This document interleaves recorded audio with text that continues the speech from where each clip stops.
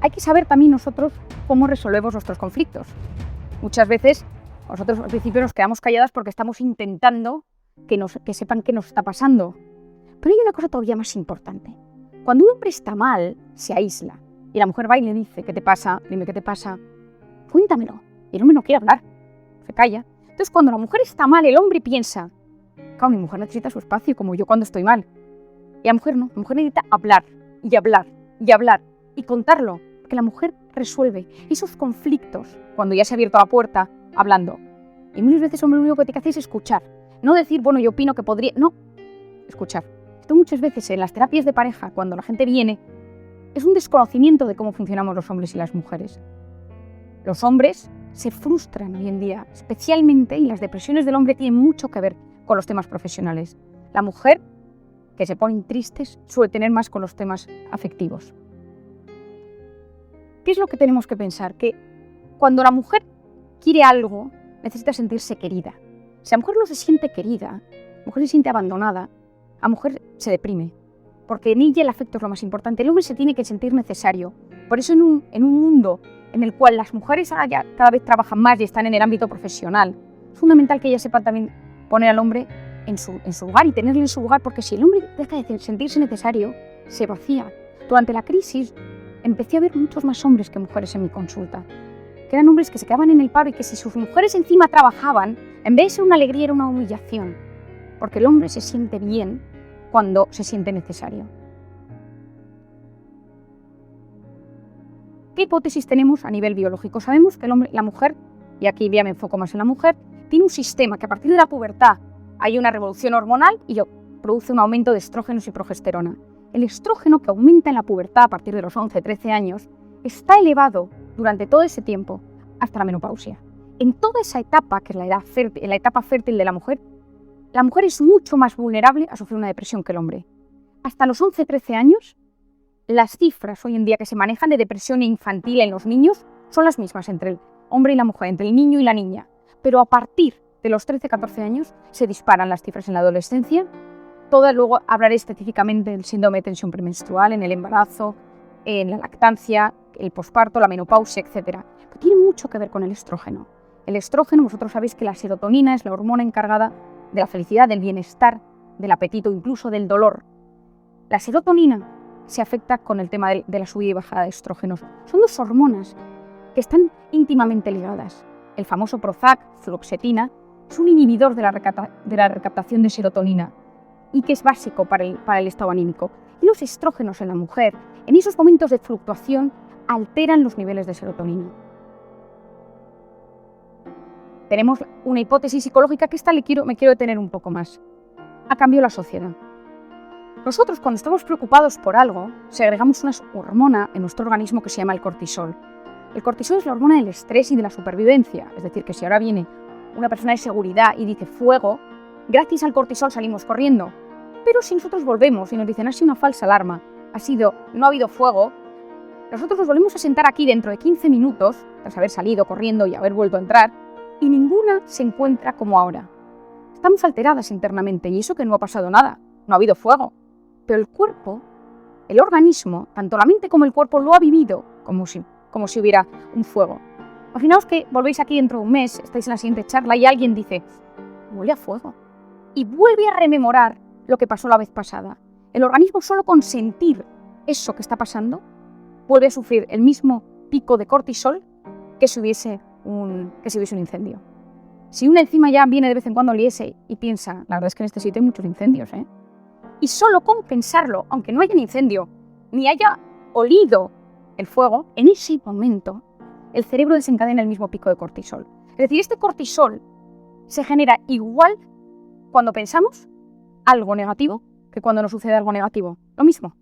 Se han efectuado pruebas en resonancias magnéticas funcionales, de esas que se meten y se ven colores en el cerebro de la gente, diciéndole a alguien, imagínate que te llaman para decirte que tu padre ha tenido un infarto. ¿Qué harías? Y en ese momento exactamente se ve una alteración en las zonas de las emociones del cerebro y una subida del pico de cortisol. Si a una persona se le dice, imagínate que te ha tocado la lotería y que has ganado 1 millón de euros, ¿qué harías con ellos? El cerebro segrega dopamina, la hormona de la confianza y de la felicidad. Solo con pensar en positivo, nuestro organismo se altera. Solo con pensar en negativo lo destrozamos. ¿Qué sucede? Que en la era en la que nos encontramos ahora mismo, estamos constantemente preocupados por cosas que casi nunca suceden. El 90% de las cosas que nos preocupan y que están en nuestra mente nunca jamás suceden, pero están en nuestra mente alterando nuestro organismo como si estuvieran pasando. El cortisol, cuando está elevado de manera crónica, es la hormona del estrés, produce una toxicidad, una inflamación en el organismo a dos niveles, el físico y el psicológico. A nivel físico, la inflamación es todo lo que termina en itis, pues artritis, gastritis, amigdalitis, es decir, bajadas de defensa donde los bichos que hay y tenemos infecciones de repetición, el catarro tonto del verano cuando uno de repente empieza las vacaciones y tiene un catarro que no entiende por qué es, no son los aires acondicionados, es decir, el cortisol y el estrés crónico en el momento de la bajada produce unas alteraciones físicas, la fibromialgia, colon irritable, algunos tipos de cáncer ya se están relacionando con esto. Y a nivel mental, el cortisol también afecta a las estructuras del cerebro.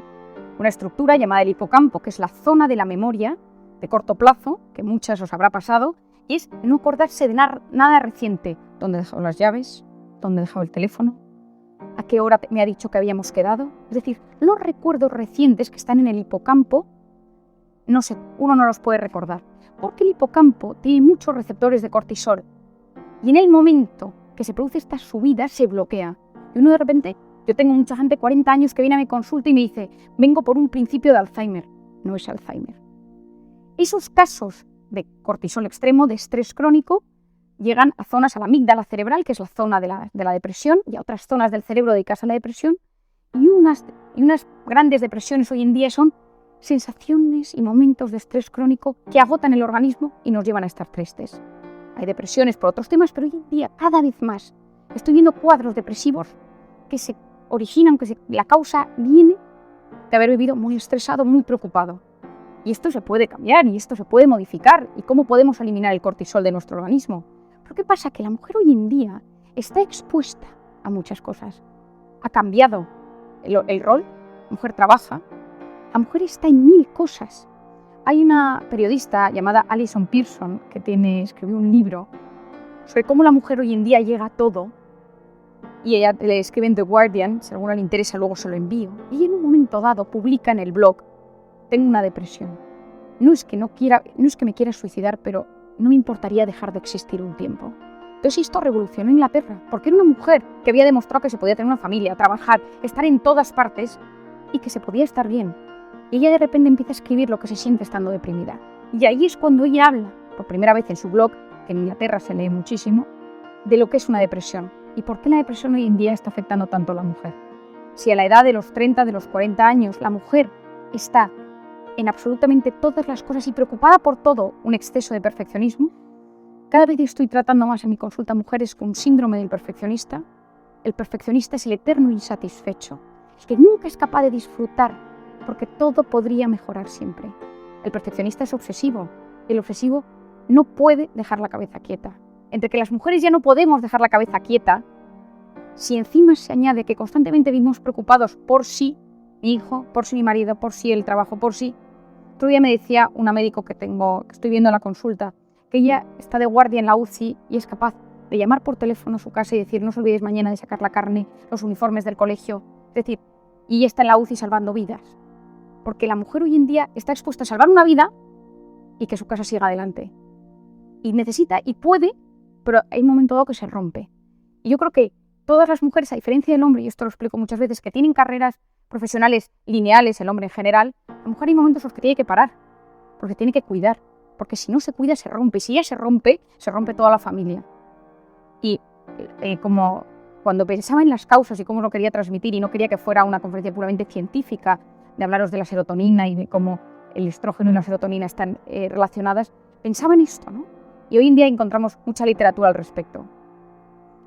Hoy en día la mujer se inclina un 20% por desarrollar su carrera profesional, un 20% por dedicarse al completo de sus hijos y un 60% quiere compatibilizar. Es decir, hoy en día la mujer lo que busca en su mayor parte es poder compatibilizar. El problema es que el grado de exigencia que la mujer está expuesta, y con el tema de los hijos, genera muchas veces estrés. Y este estrés, como os explicaba antes, genera unas sustancias que le alteran y que le hacen sufrir y que le llevan a la depresión.